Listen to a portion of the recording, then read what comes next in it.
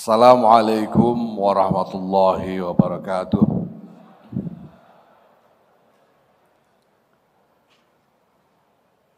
Alhamdulillah wa syukurillah wa salatu wassalamu ala rasulillah Sayyidina Maulana Muhammadin bin Abdullah wa ala alihi wa sahbihi mawala amma ba'd.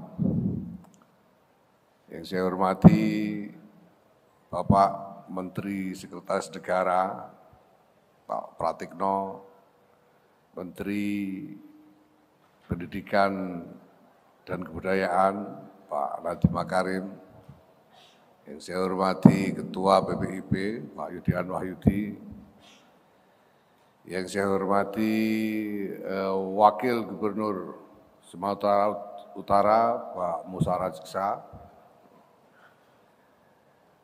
Pak Rektor Universitas Sumatera Utara Pak Muryanto Amin yang menuan rumai hajat Rakernas LPTNU ini, yang saya hormati Wali Kota Medan Pak Muhammad Bobi Afif Nasution dan Wali Kota Pasuruan Pak Saifullah Yusuf.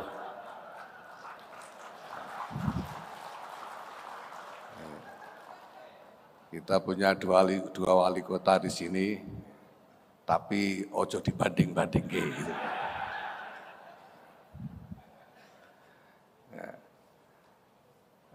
Ma'alil Mulhaq Dini li Safara Saudiyah di Jakarta, Syekh Muhammad bin Isa Al-Hazimi, yang saya hormati jajaran pengurus besar Nahdlatul Ulama, baik dari pengurus harian maupun dari lembaga perguruan tinggi Nahdlatul Ulama, Pak Ainun Naim, Ketua LPTNU dan seluruh jajarannya. Yang saya hormati para rektor perguruan tinggi Nahdlatul Ulama maupun perguruan tinggi lain yang diundang, khususon Bapak Muhammad Rektor Mukri, ini spesialis rektor, jadi kita berikan nama tengah untuk beliau, karena beliau ini saya tidak tahu apakah ada yang menandingi di antara yang lain. Pak Muhammad Rektor ini sudah dilantik menjadi rektor 5 kali. Namanya jadi Muhammad Rektor. Para peserta rapat kerja nasional yang saya hormati, selamat datang di abad kedua Nahdlatul Ulama.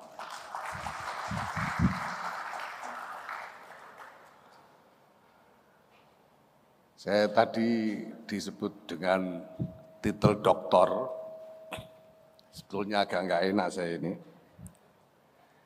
karena saya ini Gus besar. Gus besar itu artinya bukan Gus kecil-kecilan, gitu. Karena bapak saya kiai, kakek saya kiai, buyut saya kiai, dan seterusnya. Dan saya sendiri merasakan kalau ada orang nggak punya nasab disebut Gus itu rasanya gimana gitu. Sebagai Gus besar itu nggak enak saya itu rasanya itu. Karena itu saya juga bisa memahami kalau dokter-dokter yang sekolah ini mungkin merasa nggak enak ada orang dapat doktor tanpa sekolah seperti saya ini.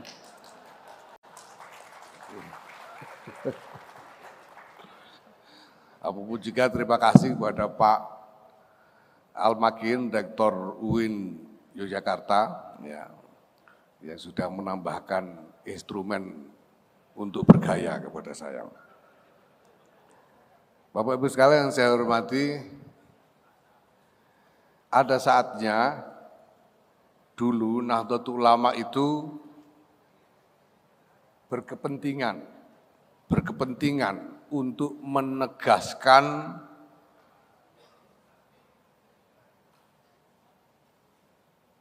kekhususannya sendiri yang membedakannya dari yang lain. Ada masanya. Dulu itu pada awal-awal keberadaannya sampai dengan tahun 50-an tidak mudah orang menjadi anggota Nahdlatul Ulama. Sulit sekali karena untuk diterima menjadi anggota ini harus sungguh-sungguh orang yang punya kualifikasi ulama yang tidak diragukan dengan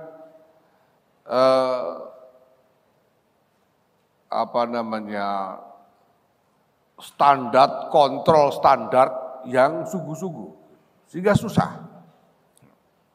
Dulu itu untuk menjadi anggota Nahdlatul Ulama, pertama-tama harus diteliti sejauh mana kemampuan ilmunya, karena harus ulama beneran, namanya organisasi Nahdlatul Ulama. Dan harus dikurasi selama beberapa bulan oleh kiai-kiai yang sudah menjadi anggota sebelum dinyatakan pantas untuk diterima menjadi anggota Nahdlatul Ulama. Itu sebabnya sampai tahun 50, ya tahun 50-an lah. NU itu tidak bisa berkembang cukup besar. Karena sulitnya menjadi anggota. Walaupun sudah berusaha menyelenggarakan kegiatan di berbagai daerah, termasuk di Sumatera Utara ini, dulu sudah pernah ada muktamar di Medan ini, ada muktamar di Banjarmasin, ada muktamar di Makassar dan sebagainya di masa lalu pada waktu itu, tapi tetap saja NU tidak bisa berkembang karena susah menjadi anggota. Kenapa? Karena pada waktu itu Nahdlatul Ulama merasa berkepentingan sekali untuk menegaskan cirinya sendiri yang membedakan dari yang lain.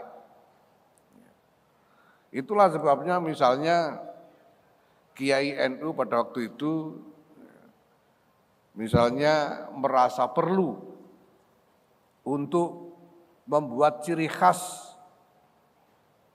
kalimat yang digunakan untuk mengakhiri pidato misalnya. Dulu itu Kiai Ahmad Abdul Hamid dari Kendal pada mulanya menciptakan kalimat khusus. Jadi kalau orang NU mengakhiri pidato, itu harus diakhiri dengan kalimat khas itu. Pada mulanya dipakai kalimat wabillahi taufik wal hidayah. Tadinya. Tapi ini kalimat jadi populer sekali sampai yang Muhammadiyah ikut-ikutan pakai. Karena sangat populer sekali. Sehingga sudah tidak kelihatan lagi sebagai ciri khas NU.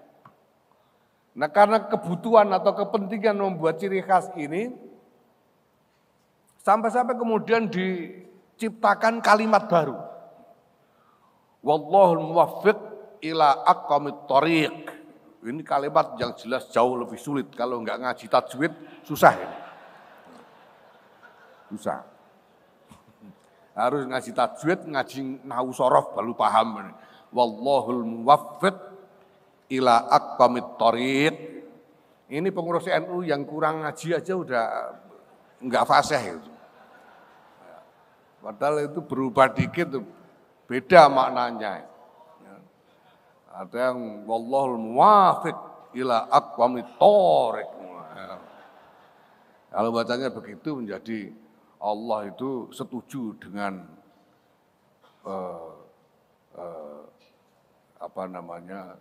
kaum-kaum jalanan, aqwamit thoriq.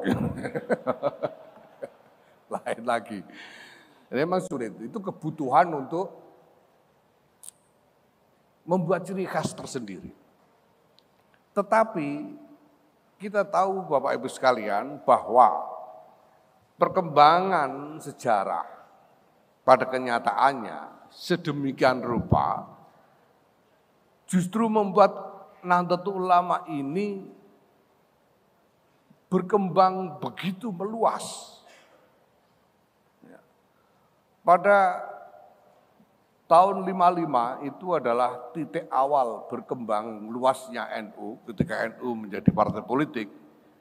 NU mendapatkan 18% di dalam pemilu tahun 55. Nah sekarang ini dari berbagai lembaga survei yang ada menyatakan bahwa semuanya menyatakan lebih 50% penduduk Muslim Indonesia ini mengaku sebagai warga NU.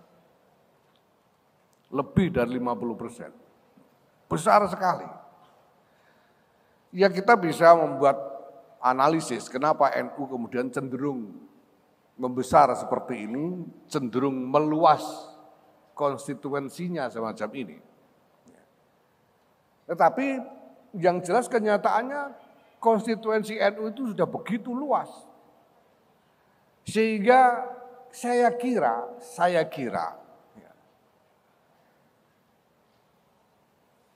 sudah cukup NU ini menegaskan ciri khasnya. Dan tidak perlu lagi terlalu ngotot membeda-bedakan diri dari kelompok lainnya. Karena kenyataannya sekarang semua menerima NU. Dulu itu kalau enggak nyantri di pesantren dan kemudian kuliah ikut PMII itu udah dianggap NU dulu itu. HMI aja dianggap kurang NU.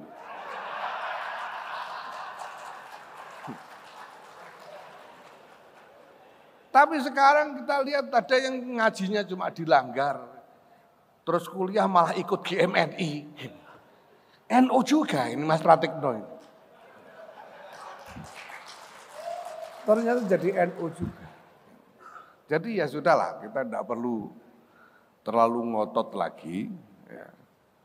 Makanya saya bilang sekarang NU ini sudah isinya sudah macam-macam dan ya tidak bisa kita anggap atau kita haruskan bahwa yang boleh merasa NU hanya orang yang ngaji saja. Gitu. Banyak juga yang ya tidak terlalu ngaji tapi ya merasa NU mau dibilang apa.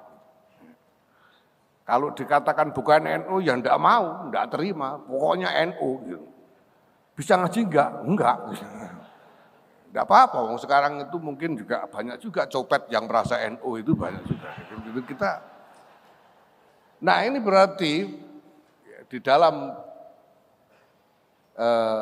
persepsi saya, NU ini sudah berkembang bukan hanya sebagai satu organisasi yang terbatas saja, bukan hanya sebagai satu komunitas yang terbatas saja, tapi rupanya NU ini cenderung berkembang menjadi format peradaban yang diterima oleh masyarakat luas. Ini rahmat yang luar biasa. Rahmat yang luar biasa. Dan ini tidak boleh kita sia-siakan. Nah maka Bapak Ibu sekalian yang saya hormati, kita perlu berpikir tentang bagaimana kita hendak membangun peradaban untuk masa depan. Kita tidak bisa lagi Nahdlatul Ulama ini berpikir bagaimana menjadikan NU sebagai organisasi yang canggih saja. Itu tidak cukup. Karena kalau hanya berpikir seperti itu, ya, ini akan menerima maslahat ini hanya elit-elit kayak Pak Ainun Naim, Pak Pratikno, Pak Saifullah Yusuf dan lain-lain ini. Sementara mereka, ya, masa rakyat yang luas, masyarakat di mana-mana yang juga merasa NU akan terlalu lama menunggu untuk ikut mendapatkan maslahat dari pergulatan Nahdlatul Ulama. Maka agar jangkauan dari pergulatan ini luas, kita harus berpikir tentang bagaimana membangun format peradaban dalam arti menyumbangkan sesuatu yang maslahat bagi terbentuknya format peradaban yang lebih baik di masa depan. Bapak Ibu yang saya muliakan, pada satu kesempatan di dalam satu pertemuan di luar negeri, di Washington DC pada waktu itu sekitar tahun 2012-2013, ya, pada awal-awal saya keluyuran ya, untuk melaksanakan tugas dari Rois Am Kiai Sahal Mahfud pada waktu itu. Seorang bertanya kepada saya kira ini mereka dari kalangan ya mungkin bukan Islamophobe, tapi sekurang-kurangnya hawkish. Ketika saya bicara soal perdamaian dan lain-lain, ya, soal toleransi, soal kemanusiaan, ya, dia memberi saya pertanyaan yang mungkin dia pikir akan memojokkan dan membongkar kedok saya seandainya saya tidak jujur dalam menyampaikan wawasan-wawasan ke-NU-an yang saya tawarkan. Dia bertanya, kalian Nahdlatul Ulama ini adalah organisasi muslim terbesar di negara muslim, negara mayoritas muslim terbesar di dunia. Kenapa kalian tidak mau negara Islam? Itu yang dia tanyakan. Ini organisasi muslim terbesar di negara mayoritas muslim terbesar di dunia. Kenapa NU tidak mau negara Islam? Padahal kalau NU, kalau jadi negara Islam, kira-kira yang paling untung NU. Kira-kira ya. Karena ini organisasi Islam terbesar. Nah waktu itu lalu saya katakan begini ceritanya, saya bilang. Dulu itu ketika para pemimpin bangsa Indonesia ini berembuk untuk menetapkan sendi-sendi fondasional dari negara bangsa yang hendak didirikan. Saya cerita soal PPKI, BPUPKI. Berkumpul para pemimpin bangsa dari latar belakang yang berbeda-beda sama sekali dari ujung ke ujung. Dari spektrum yang sangat luas. Mulai dari latar belakang Islamisme sampai komunisme. Mulai dari latar belakang tradisionalisme sampai liberalisme barat. Dari spektrum ideologis maupun identitas keagamaan yang berbeda-beda. Semuanya ada, semua agama besar ada. Dan mereka harus berpikir untuk menemukan satu landasan yang bisa diterima bersama supaya mereka bisa hidup bersama dengan damai di tengah-tengah perbedaan apapun yang ada di antara mereka. Maka kemudian yang mereka lakukan adalah mereka mengambil elemen-elemen yang paling mulia dari latar belakang mereka masing-masing. Yang Muslim menyumbangkan elemen paling mulia dari Islam. Yang Kristen, Hindu, Buddha, Katolik, dan lain-lain juga sama.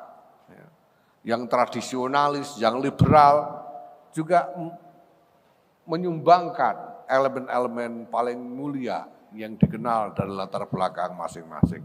Sehingga jadilah Pancasila dan Undang-Undang Dasar 1945. Itu adalah kesepakatan yang sudah dibuat sejak sebelum Indonesia merdeka. Nah, lebih lanjut Bapak Ibu sekalian dalam berbagai forum yang kemudian saya ikuti ya, dengan berbagai macam topik dan agenda, ya, saya lalu berpikir dan saya tawarkan kepada berbagai pihak. Kenapa kita tidak melakukan hal yang sama? Sekarang ini kita hidup di tengah peradaban global yang luar biasa heterogen. Kenapa sekarang kita tidak berpikir dengan cara yang sama seperti yang dulu dilakukan oleh bapak-bapak pendiri bangsa Indonesia, yaitu berpikir tentang apa yang mulia untuk masa depan kita bersama. Kenapa kita tidak berpikir ketika kita bicara tentang ekonomi? Kenapa kita tidak berpikir tentang ekonomi yang mulia? Dan bukan sekedar bagaimana cara memperbesar akumulasi sumber daya ekonomi saja, tapi berpikir tentang format ekonomi yang mulia. Ketika kita bicara tentang politik, melakukan pergulatan politik, kenapa kita tidak kemudian berusaha untuk jangan sekedar bicara tentang persaingan kekuasaan, tapi berpikir tentang format politik yang mulia. Nah, maka pada kesempatan ini Bapak Ibu sekalian, kalau LPTNU membuat tema Rakernas ini, merawat jagat, membangun peradaban dengan ilmu pengetahuan, saya ingin mengajak Bapak Ibu sekalian dan LPTNU untuk berpikir tentang ilmu pengetahuan untuk mencapai kemuliaan.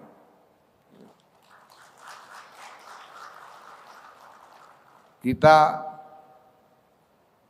tidak bisa hanya berpikir tentang ilmu pengetahuan hanya untuk meningkatkan kemampuan untuk bersaing di dalam perebutan sumber daya.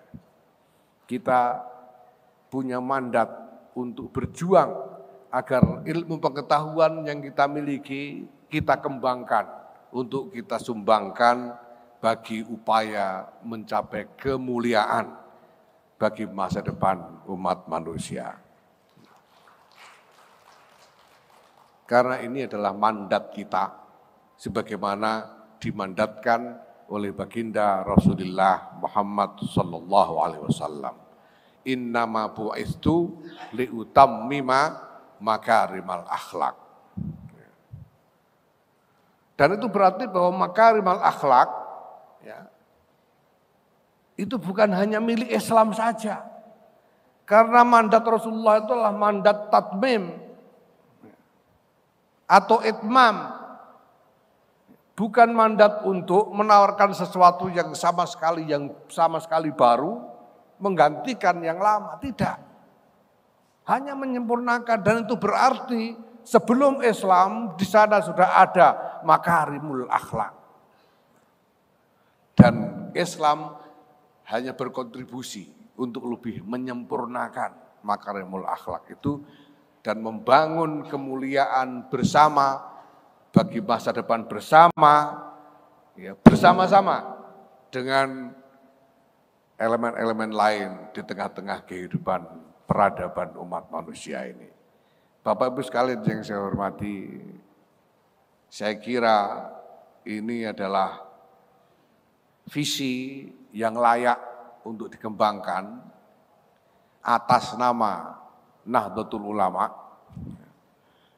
Karena kalau tidak seperti ini, ya, kita tidak punya asar yang konstruktif untuk kita sumbangkan bagi pergulatan menuju masa depan bersama.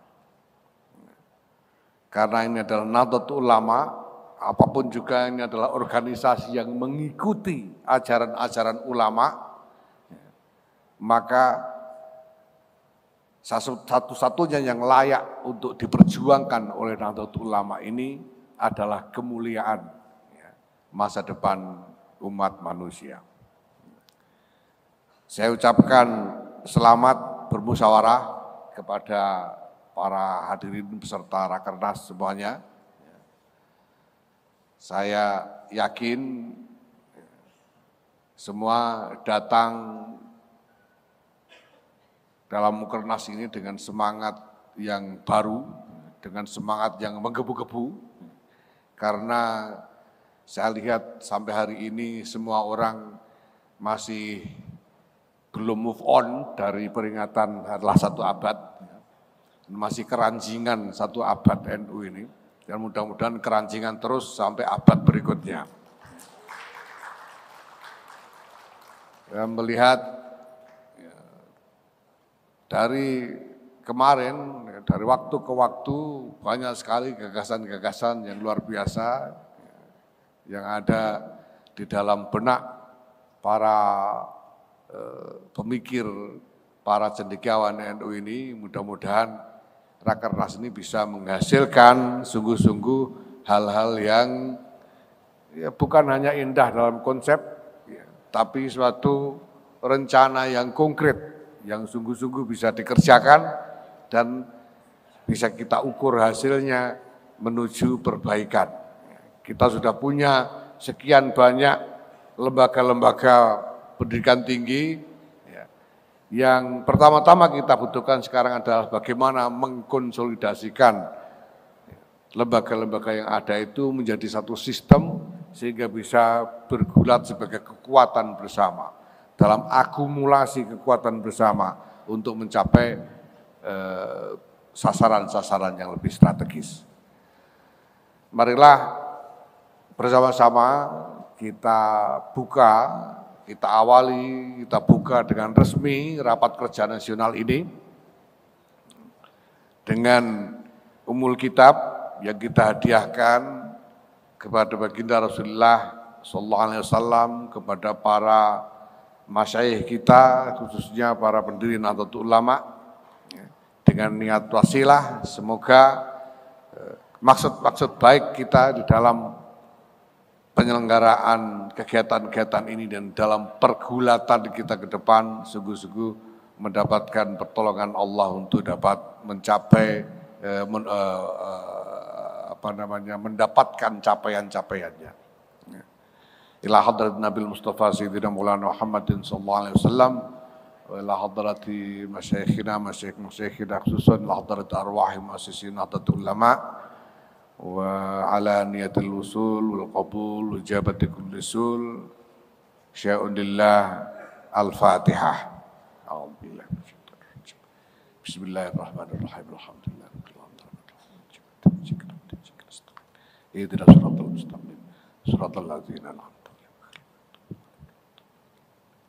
Terima kasih. Wallahul muwaffiq ila aqwamit thoriq. Wassalamualaikum warahmatullahi wabarakatuh.